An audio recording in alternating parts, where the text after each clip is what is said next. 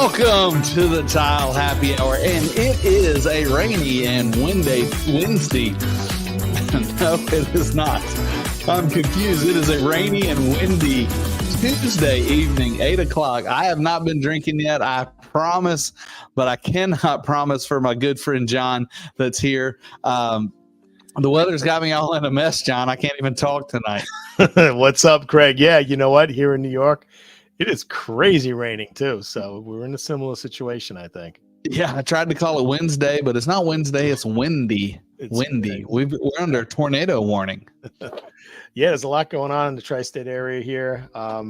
We skirted a storm literally because the other day, because it was a lot of storms in a little bit north of us, and it rained for like a day and a half, and we would have been under like a foot of snow, but we dodged it.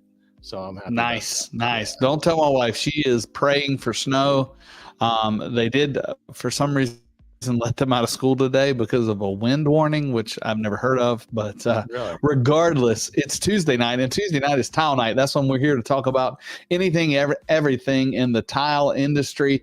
We hope everybody's having a good night. Those out there watching on our many platforms, and I think we finally, both of us, got Instagram Live up and going, so hopefully we can see some friends over there and leave some comments.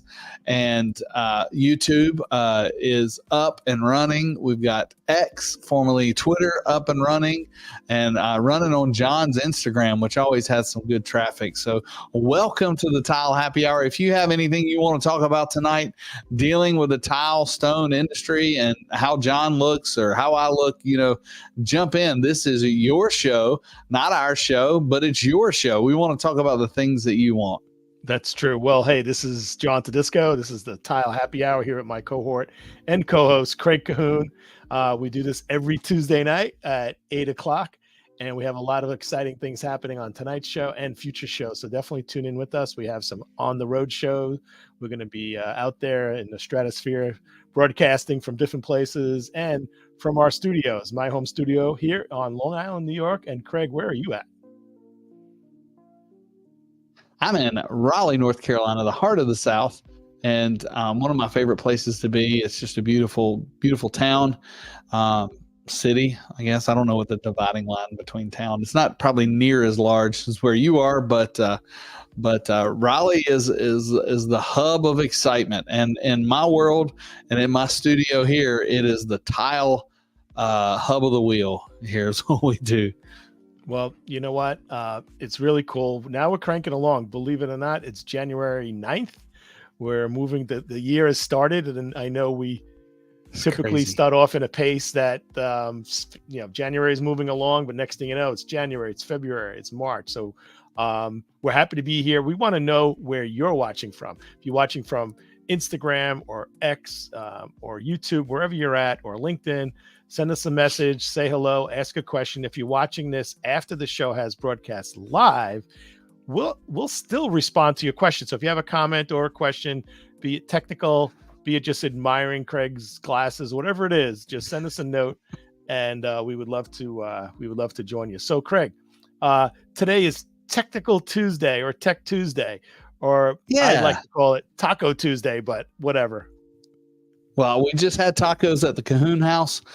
So normally Tuesday is Taco Tuesday for us, but it was also, we talked about it last week, we kind of just do a technical show. I talk technical 24 hours a day, 7 days a week. And I'd love to get everybody's opinion of having a monthly technical show. What do you guys think about that? I know that we got a lot of different people, from designers, architects, other vendors, distributors out there that watch us. Is that something you get behind and support and be a part of? And John, I can't remember if I sent this to you or not, but we've got some fans. I think if I'm pronouncing it right, the Lassos company, they I'm not sure who's doing the comments, but that's the company. They jumped in the comments in our Backsplash episode, and they said, hey, they'd really love to be a part of the show, and got a few people they'd like to get on and have like a round table. And And I told them, hey, send me an email. Let's get together and plan it. And I'll throw that out there to you, John, if I didn't ask you, because you have to approve it too. But everybody else, do you think that'd be a good time kind of talking through, I don't know, maybe any situation, all situations, or tearing up something with a group of contractors or technical people? How do you feel about that, John? I think that's cool. I mean, anything tile, I'm up for. And actually, I just got a message. I don't know if it came through on you, but somebody 3x4 ARC wanted to know about sealing. What's the difference between sealing and enhancing sealing? I guess they mean, what's the difference between a regular sealer and a enhancing sealer? So I guess that's a good tech question, right? Yeah, that's a great tech question, and it kind of fits, because right now I actually did a sealing. If you could look right there, there's sealing samples on my work desk behind me, and I'm a little high because some sealers have a smell to them. If you're familiar with the old-fashioned solvent-based sealers, you can have problems driving home after that. I only used a little bit, but that's a good start, right? When you're talking about sealers, there are two basic categories, right? If you're in the industry and you're talking tile, you're like, oh, is that ceramic or is that porcelain? If you're talking sealers, what do you say? Is that this type of sealer or that type of sealer? Thinking solvent based. I don't know. You talk about it that much, but I think the question, yeah. I think it comes down to when you're a contractor and you're choosing your sealer, or you're a homeowner just trying to educate yourself. The biggest thing between the types of sealers, and this is really nerdy, but there are two main types of sealers. It's the solvent-based sealer and the water-based sealer.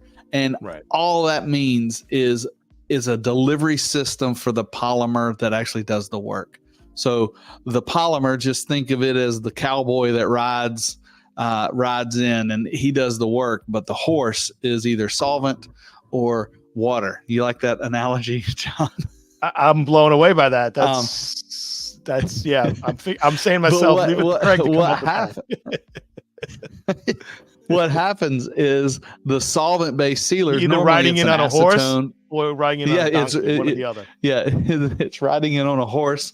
But normally those solvent-based sealers are a chemical that smells. You think of acetone or xylene are the two most popular. But the good thing about that is they penetrate. They're small particles, so they penetrate quickly, and they normally dry very quickly.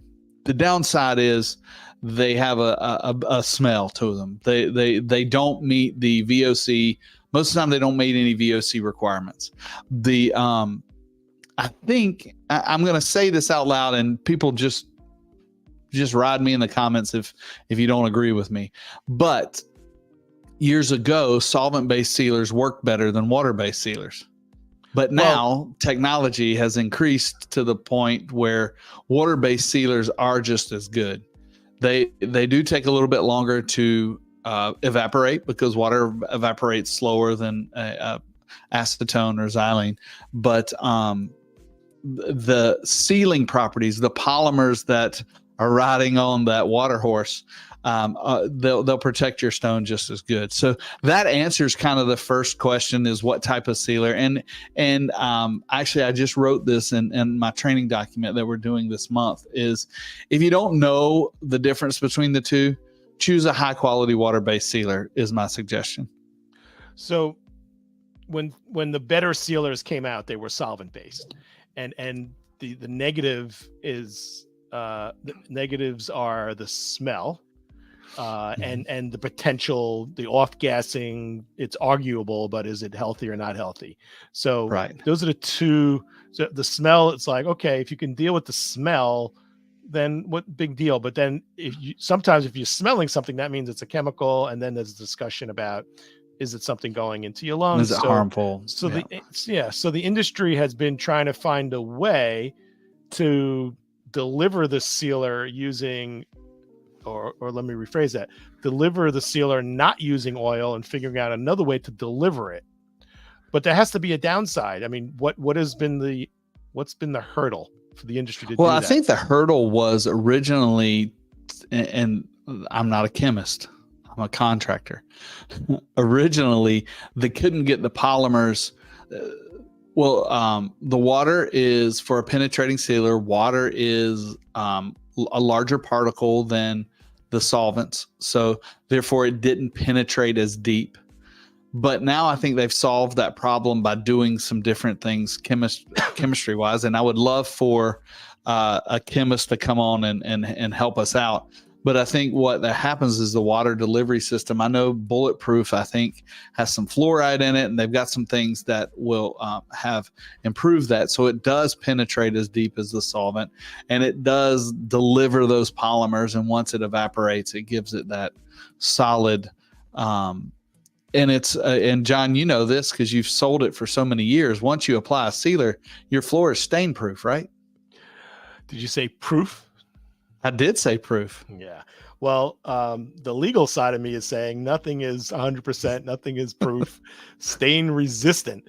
So, but let me ask you a question, Craig. So, and I'm learning something here. So, you're saying that the sealer component of a sealer, the polymers or whatever it is, that is basically the same in a water base or a solvent base. It's just how it's getting there is the difference.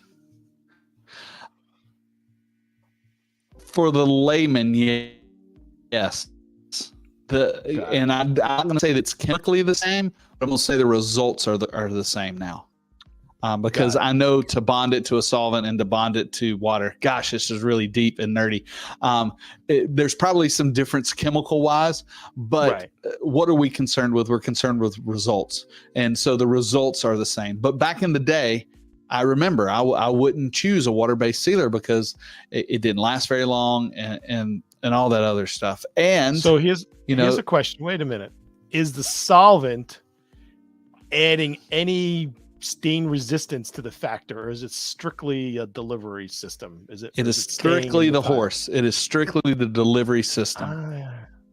See, I didn't know that either until I asked the question to I'll say it was Bobby Karen. He Stone Tech rep for many years. He taught me something. I didn't, all I knew was just to look for it, and solvent smelled bad. But yeah, that's kind of the first thing and if you don't know, you don't know. Right. And that's probably not a question you ask. The question that the average homeowner or do-it-yourself person wants to know is, do I want my stone to look like it does out of the box, or do I want to enhance it in some way? All right. And wait those are questions that we got to answer pretty quick. Yeah, but you're going to another realm now. So water-based and solvent-based is decision number one. If you're a sealer manufacturer, what are we making today? Solvent-based or water-based?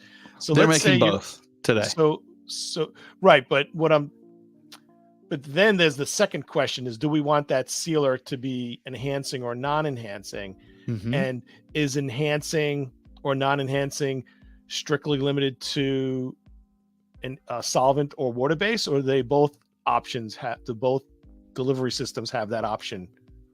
I believe both delivery systems have that option. That's my understanding. So just to explain to people out there, so once you decide which sealer to use, if it's a solvent base or a water base, then you have to decide, okay, what are you looking to accomplish with the sealer?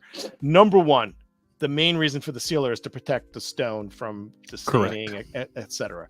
But there happens to be it's not new, but an additional potential feature. Right. The potential additional feature is, do you want that sealer to then mechanically, if that's the right word, change the appearance of the stone a little? And so have you ever been to a beach, Craig? What's a beach? No. Yeah. Yes. Yeah. So, right. You pick up a rock on going the beach Friday. You're going Friday. What beach? Ocean Isle Beach. That's our home away from home. All right, cool. So you go to Ocean Isle, you look down, you see a rock on the ground. It's kind of gray maybe, and it's smooth because it's been weathered by the rain and the sand and the water, and it looks dry and it looks kind of gray. if you take water and you touch it with water, it brings the color out, and Yeah. it makes it deeper gray, maybe even black. Or if it was a red stone, make it more Keep red. talking. Yeah. And so what happens is enhancing sealers will not only protect the stone, but it could also make it look wet and stay wet looking. And what I mean wet looking, I don't mean shiny.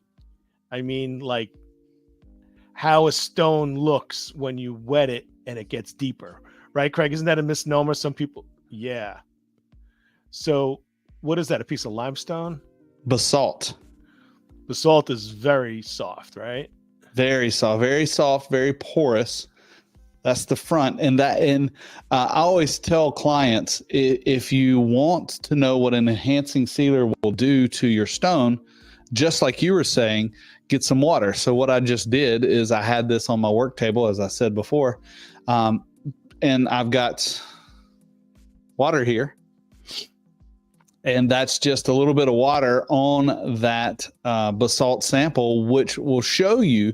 Now, it's going to dry pretty quick because, like you said, it's very porous, and air is getting in there, and it's drying out pretty quick. You can see it changing in front of you.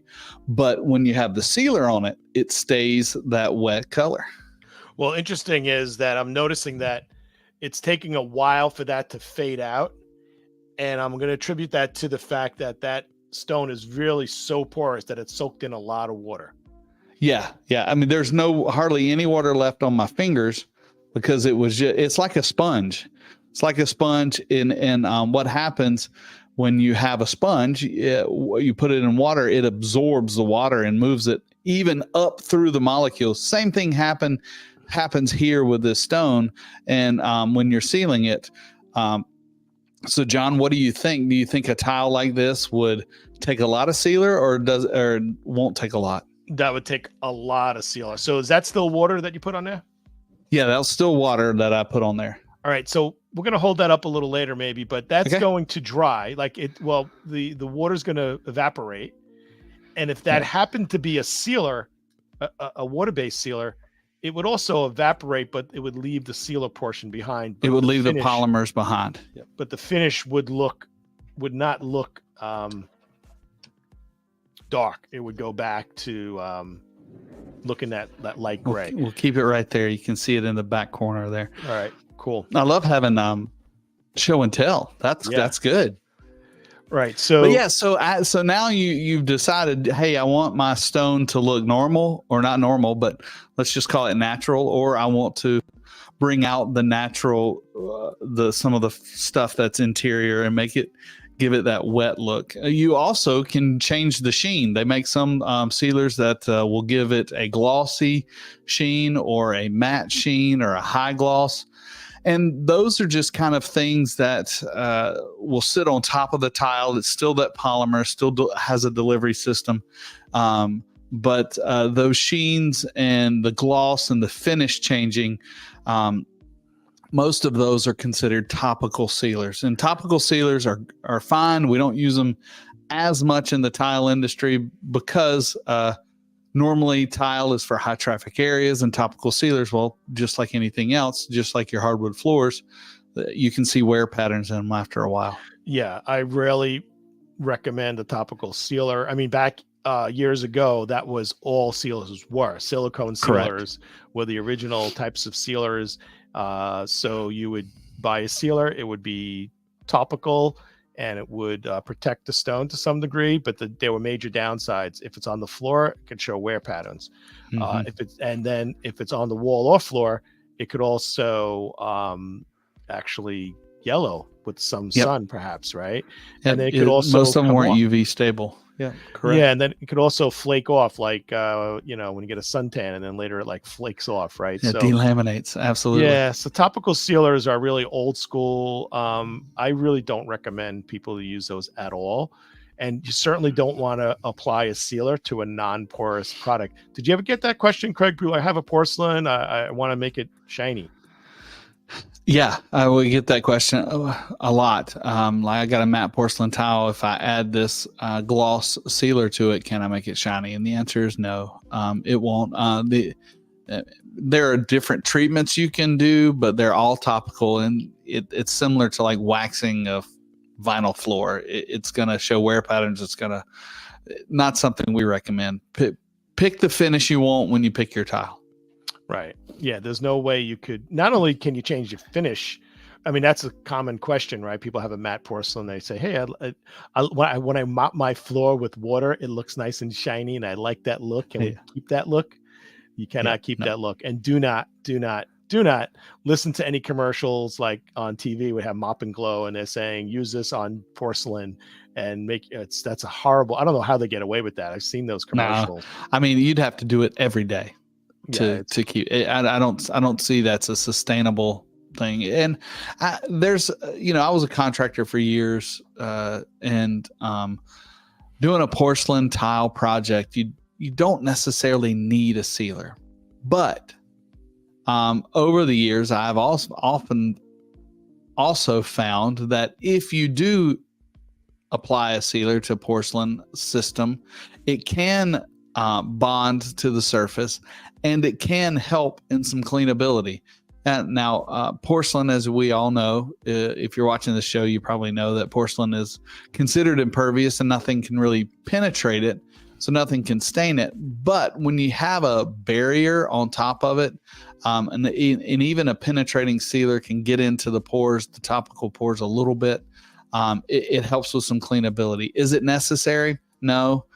Is it cheap insurance? Yeah, sure. I mean, if you've got a little bit extra money and don't want to mop as often or want to have an easier time at it, it can help. See, my problem with that possibility is that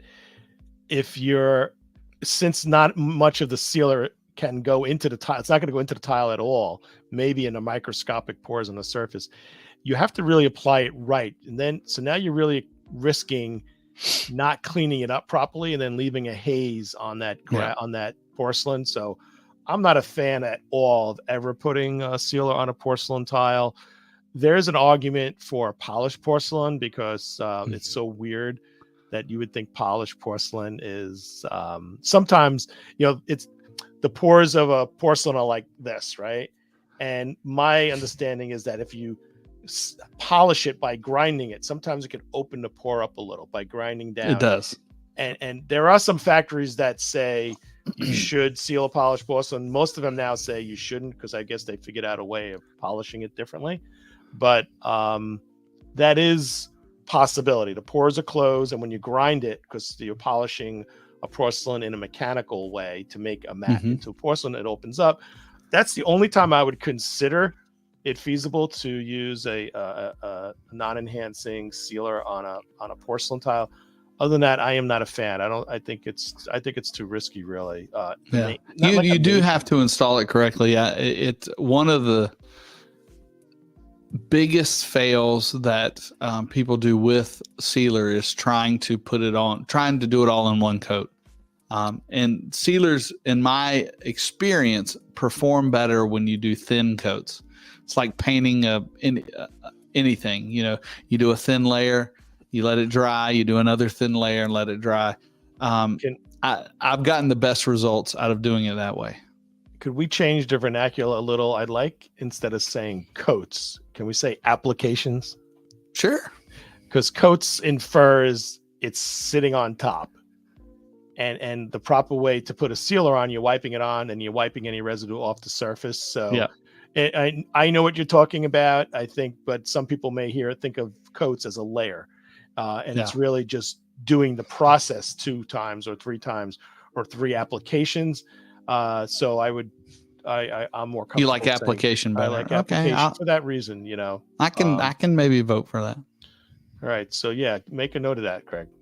Okay, got it. Noted. But sealers are I tell you, the combination I like the best and is our bulletproof sealer, which is Stone Tech from Laticrete, and they have a cleaner that is combined with it. And the reason I like the two together is the cleaner has a little bit of sealer in it. So every time you clean your tile or your system, you're kind of rejuvenating that sealer on there, which helps with the longevity and the maintenance.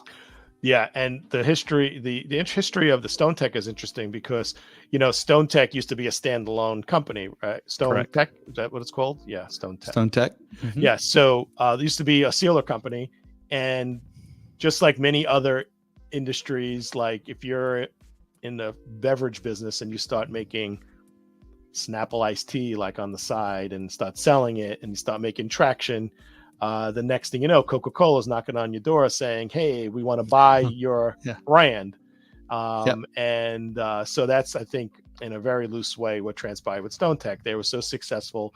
Their sealers, their products are really top notch. Matter of fact, I think the Bulletproof is a gold standard in a sealer. Yeah, Bulletproof is it's pretty technically advanced, and Stone Tech was developed by DuPont.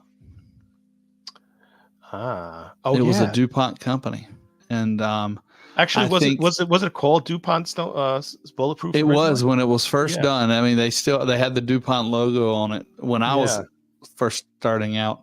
And I know DuPont went through a lot of changes over the last 30 years, and so DuPont used to have a program that was. I know it's the same product, but they had it where you buy it and you had the specific guarantee, and you'd have to get it registered, and you would register your Bulletproof project. Really? Wow. Yeah, it was. I mean, it's the product is. It was more of a marketing thing because there was paperwork involved and all that stuff. But yeah, they had like a specific guarantee, and you get it in writing, and so I'm sure the product is still the same. It's just as good. It's just they don't feel the need to sell it in that way anymore. Now that it went from Stone Tech, and now Stone Tech is owned by now it's Ladder Creek product, right? Just with the Stone Tech name.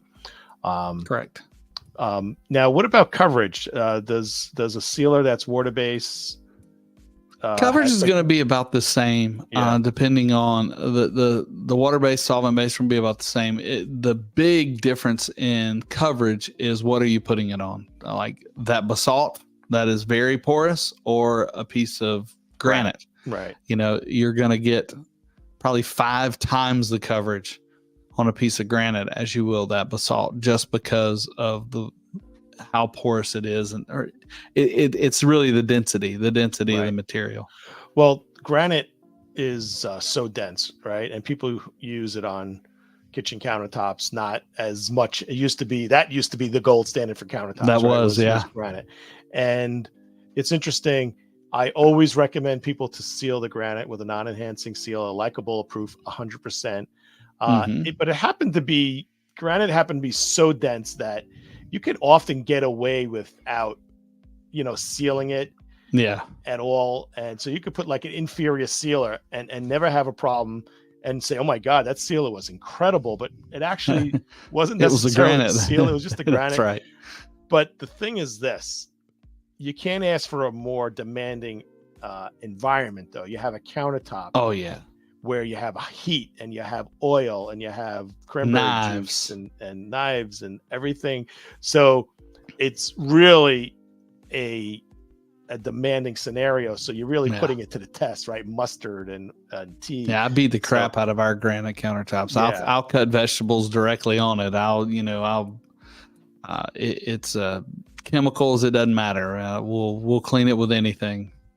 Right. So if granite was in an application other than a countertop, I would say I wouldn't even bother sealing it, but countertop, you have food, you have introducing all these different things, right?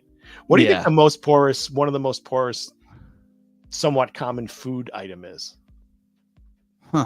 Not porous. What's the most dangerous thing to use on something that's, mustard or coffee or cranberry juice? Anything acidic if you're going on top of polished stone. So right, but that speaks to etching more than staining, right? Correct. Yeah. But it's still, a novice would call that a stain, but as far as staining, I don't know. Well, if you were to take a piece of limestone and test it and you had to pick like 5 different things to put on top to see if it's stained, like what would you pick out of your refrigerator? Well, I've actually, I got a video on this on my YouTube channel. I picked, as my control sample, I picked water, which water stains even though it evaporates completely and it's clean. But Coca-Cola, vinegar, wine, and oil. And oil, okay. And oil. And out of those, the one that migrated the fastest and stained the worst was balsamic vinegar. Oh, really? Yeah. So balsamic vinegar is great product, right? It's like a wine, but it's been aged to the point where it's very thin. Used to be a lot of volume, and it evaporates and gets smaller and smaller and smaller, and it keeps evaporating and evaporating, so it leaves the compounds last. So, right, the expensive balsamic is 20, 30 years old.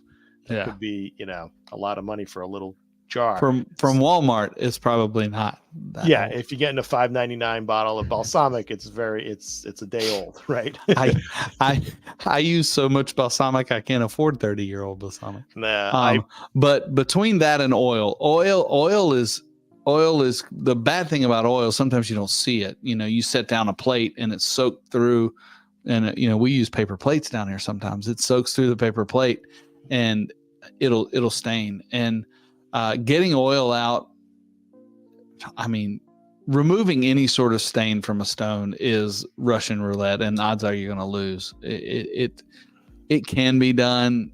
Professionals can do it. The odds of it ever looking 100% like it did are pretty slim. All right, so I want to hear Craig Cahoon's homemade recipe for poultice, and tell people what that is. Oh, I don't have a homemade recipe. I go to Home Depot and buy it. Home Depot buys it. But poultice, even with poultice, and I've used commercial grade poultice that we used to stock in buckets, and I've used the stuff from Home Depot. It does work. It does make stains go away, and all it's doing, and I don't remember what it is. I think it's a baking soda component. It's like that. You make it in almost like a dough or a paste, and then you tape it off and make sure there's no air escaping from it, and it will draw, and that's DRAW, draw the stain out of the stone. Depending on how bad the stain is, you may have to do it multiple times. It'll soak it up, and then you remove it, and then you soak it up again. But most of the time, if you know where the stain was, you can still say, "Oh, there was a stain there." Now, somebody walking in for the first time may never see it, but if you know it was there, then you know it was there. Yeah. Well, my understanding with a poultice is that it sends wetting agents into the stone, right? So you're making this paste, and I think you could do a homemade version. I think it's baking soda and something else. It's definitely something else. I've seen people do it from the grocery store. But you put this paste on a stain, and like you said, you put saran wrap over it, tape it up. So I think what that does is the moisture is not being evaporated. The moisture is not leaving into the air. It's going into the stone. And then I visualize it evaporating out of the stone and maybe bringing in some of the oil with it. Right. And depositing it on the surface. I mean, I actually shared a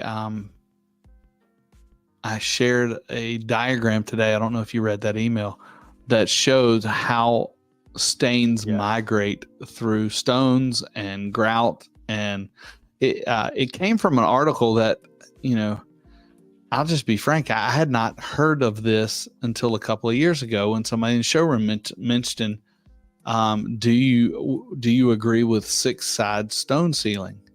Have you heard? I've never heard of that term. You've never heard of that term? No, I hadn't either, but the term, what it means is you're sealing the top of the tile and the 4 edges and the bottom, because some of the leaching has gotten so bad, and some of the higher end grouts, the pigments are smaller, everything's smaller, and there's stuff migrating into the edges of the tile, causing picture frame effects. And actually, it was one of our showroom reps that kind of gave me that. I'd heard it being done, but I didn't know there was a name for it. I think that's a very rare and specific situation. Can you imagine you showing up to a job, Craig, and customer's like, "Oh, you're gonna seal all 6 edges of the stone, right?" You're like, Yeah. "No, Yeah. you're lucky I'm doing one." And That's right. and the time and the cost. Like, man, there's a upcharge for this, I think. At that point, you're just dipping it in a bucket of sealer and pulling it out. And well, you can't seal the back of it, or then your mortar won't bond to it. Well, that was my next question, but then it's only 5 sides you're sealing. Okay, well then maybe it is 5. I know. I swear that article said 6 sides. Well, I mean, it's not impossible for a setting material to stick to a sealed stone. You just got to be. No, it's not impossible, but I would worry about that. I would. Now here you're trying to protect the rare possibility that something's going to come through the back. You're gonna advance your odds there, but you're gonna decrease your odds of it sticking properly. Of a bonding, You definitely. I would choose bonding over. Stain. But it was. I said all that to say that it was an interesting article about how moisture moves through a system, and it was talking about how it's like high pressure, low pressure system, and a nozzle. The nozzle end is the grout joint, which causes the moisture to kind of funnel up through the grout joint, and which therefore causes the picture frame effect, because when water migrates, it moves, it carries something with it, just like we talked about the sealer. It's carrying contaminants with it, and the most prominent contaminant is from concrete. Lime. Trivia question for you. Is it not lime? Efflorescence, yeah. I mean, oh, okay. The lime is calling the is causing efflorescence. Yeah. The lime a lot of times causes that efflorescence. But I thought that was pretty neat how it showed that moisture highway, that mitigation of the moisture or migration of the moisture, and it's carrying those salts, and it's using that grout joint as the on-ramp to getting it, and then it goes into the porcelain. Or not the porcelain, but the stone, and it picture frames the stone. I thought that was a great illustration. That was a good graphic. And just to explain it a little more, so it showed the cross section of a tile, and it showed the substrate, and it showed arrows pointing up, and moisture could go in the middle of the tile to the top of the tile, but the path of least resistance is through the grout joint, so more of it's going to come together at the grout joint. So that's why it kind of presents itself as a frame around a stone, as opposed to being like evenly dispersed. And I see Craig's frantically trying to find it on his computer there. Am I correct? Yep. Yeah. So, well, I was trying to find it, but my I am working the computer too hard. It was. Yeah, you got a lot of things happening there. It was creating some lag. So well, that's a good technical thing. Efflorescence, right? People drive past a building it could even be brick, right? And people see like white haze. And that's really, if you're an architect or a designer, you're designing a building exterior, especially with a dark material, you really need to mitigate that somehow. I will say that concretes and mixtures have gotten better, so the efflorescence issue, especially in the tile industry, has gone down significantly. Most, we used to have big problems with it in the cement for mud beds, and even some of your lower end thin sets would create efflorescence. Now that's pretty much gone away. But you still can get it if you have an exterior application on a concrete wall. It can happen, but it's gotten there. There are ways to mitigate it, and one of the keys is keeping moisture out of your concrete systems. Mm-hmm. And I'm assuming also some of the ingredients in there are no longer there. Are some sort of chemical or plastic or polymer. There are things in this cementitious mix that isn't as cementitious. Does that make sense? Right. There's some fillers in there that don't have that salt content in there. That's what causes the majority of it. So is that a derivative of salt, or salt that's actually? It is. It's what salt travels through, and it liquefies. But once the moisture gets to the face of the brick or the wall or whatever, the water evaporates out of it and it leaves the salt behind. So How do you efflorescence on the side of a building is a salt. You could go farm it and sell it. Yeah, right. Is it power washable? Like, is that comes off with power wash? Yeah, most of the time it can come off. Depending on how porous it's deposited on. Right. Like if it's deposited on it can be pretty tricky, but for the most part, it should come right off. But once again, if you've got a constant water supply, you've got a constant efflorescence issue. Right. You have a river of sediment. Exactly. Coming. You know what? I saw a product today on Tile Bar's website. It's actually a little off topic here, but did you see? It's called Curve, I think it's called. You mentioned that to me, so let's see here if we can find it. And I think this is slowing down my computer. Yeah, this is cool. All these fancy videos we like to put on our websites. Those videos, those are real gems. Look at that. That's amazing. So this is a hold on. Let me check something out real quick. Yeah. Look at that video. Can you play that? Who's that guy? Can you play that? Looks like Devo. Yeah. Hold on. Let's see. We won't play it all, but how long is it? Oh, the video, the audio, I don't think carries. It's 3 minutes. Okay. Yeah, audio doesn't carry through. Yeah. But if you want to see that video, just check out my YouTube page, which hit 250,000 views today. I'm not hearing you correctly. Say it again.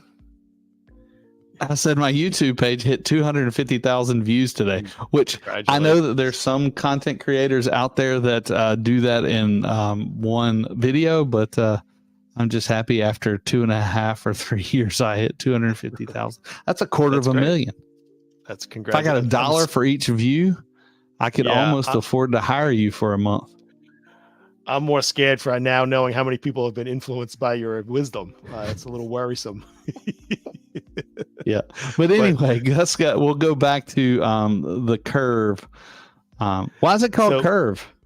Well, because the tile has like a kind of a curve on the surface, and it creates like these beads. So it may be hard to see there, but it's kind of 3-dimensional. There you go. And it's a ceramic tile made in Spain. You could tell by the red clay. That's a dead giveaway that it's ceramic. The body of the tile does that clay. I was going to say that normally is a giveaway, but I've seen some porcelains that have red. They're not. You don't see them that often. I've seen porcelains that are red, but they're on the low end of the quality scale. It's okay. That was a very diplomatic way to say that. Yeah, it's crap. So anyway, Tile Bar doesn't carry a red body porcelain floor tile. I could see potentially a wall tile that's it's really like a porcelain. The clay may be redder, but that doesn't make a difference. But on the floors, it does. So this is beautiful, and this is a 6x12 wall tile only. Beautiful glaze, really nice Spanish factory. Yeah, it looks cool. Good colors too. They're I would say unique colors. It's not like your everyday. Oh yeah, look at that! Bring out that red. It's not like your everyday wall tile.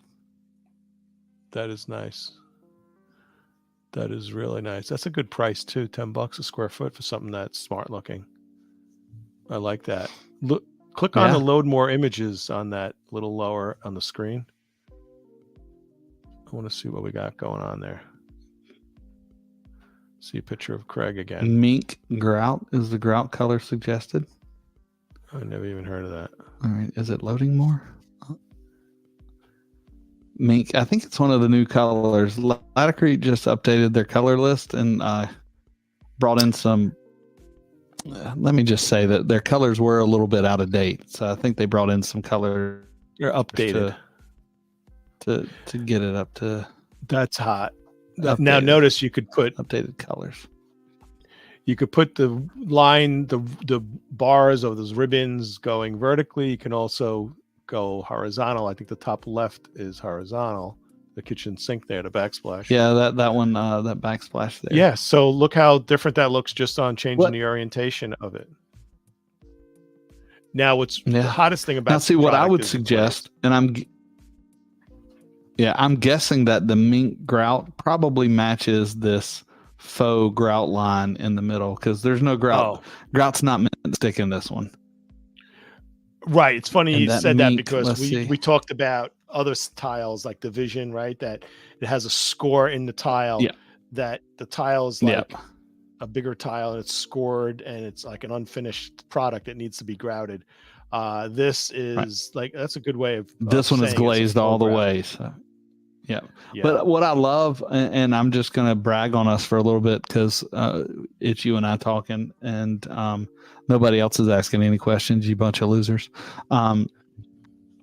I love that we've taken some of the guesswork out of what you need to go with it. You know, you got to complete the look. I'm not sure if that's the right terminology, but we give you a designer picked grout color, a compatible to your system. Look at this. We're just talking about this. The Revitalizer cleaner and heavy duty grout sealer, which I would actually swap that out for the bulletproof sealer. Even though this is a glazed tile, is it crackled at all? I don't know if it is or not, but so those are some default things that Tile Bar wants to do to try to help you. If you maybe you don't have a designer, or maybe you're working through this on your own, and we try to answer those questions for you, help you out. Yeah. What'd you think of that line? I love that. I saw that. Seems like I saw that when we were just bringing it on, or something like that. But I think it's cool. I love the colors. The colors are it. Now, being that it's on a red body Bicator or twice fired ceramic tile, someone may say, well, why don't you just make it porcelain? Because porcelains are good, even though it couldn't be used for the floor because of the 3-dimensional part of it. But the reason they use a red body ceramic tile is because you can create the nicest type of glazes on that type of body of tile. You can't, to my knowledge, make a red like that with that kind of texture and the sheen and all that on a porcelain body. It kind of limits what you can do. So I wonder if that has anything to do with the bondability of the pigments and stuff. Maybe they can't get that because of the impervious nature of porcelain. I think I don't know the answer to that, but I think that's it, because the main difference between, or the defining line between ceramic and porcelain is porosity, how porous it is.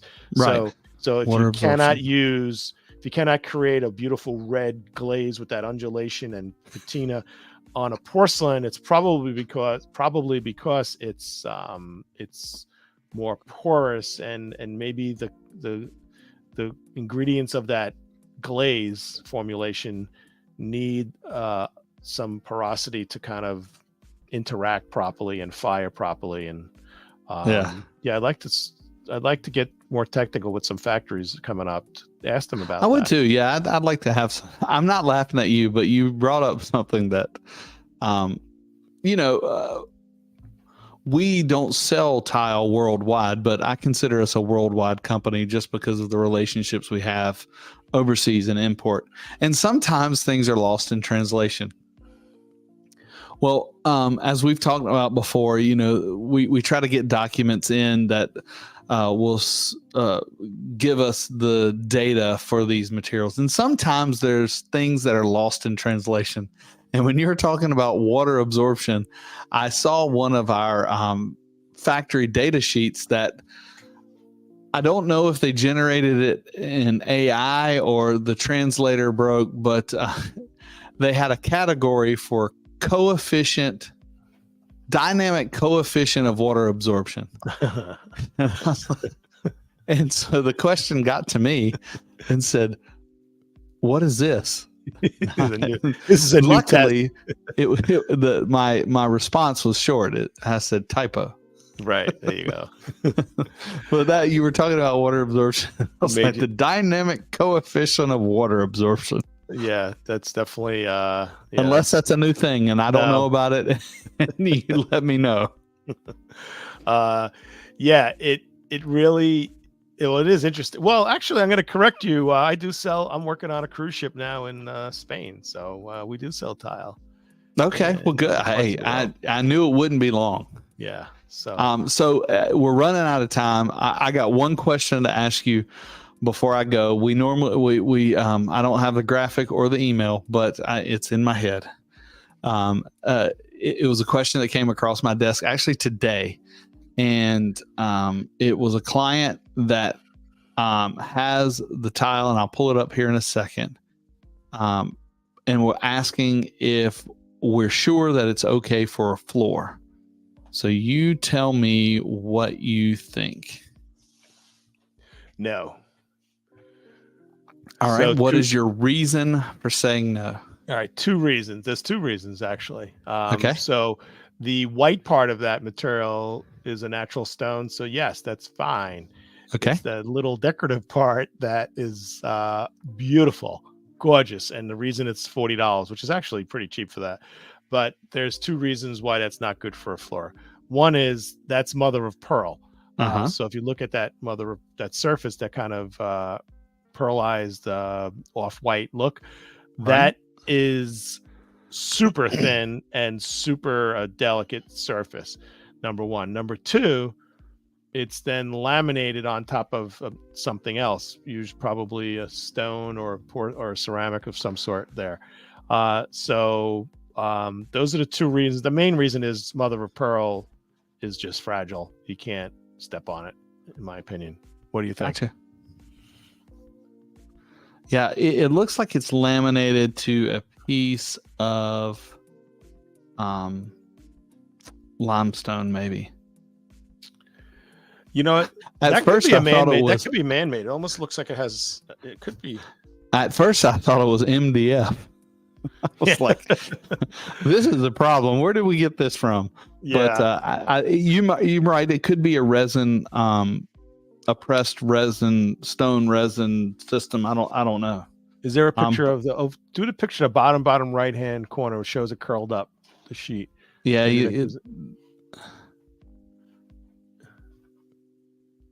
doesn't it look like MDF or what you would think of?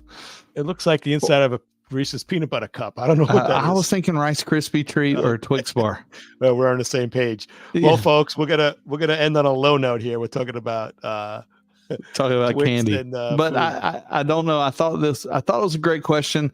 But the answer mother of pearl no. is unique, and I guess it's closely related. Would you call it second cousins to a marble, even though it's different? But not geologically, but in maybe performance, perhaps. Performance wise. Yeah, maybe, because geologically it's a shell based, isn't it? Yeah.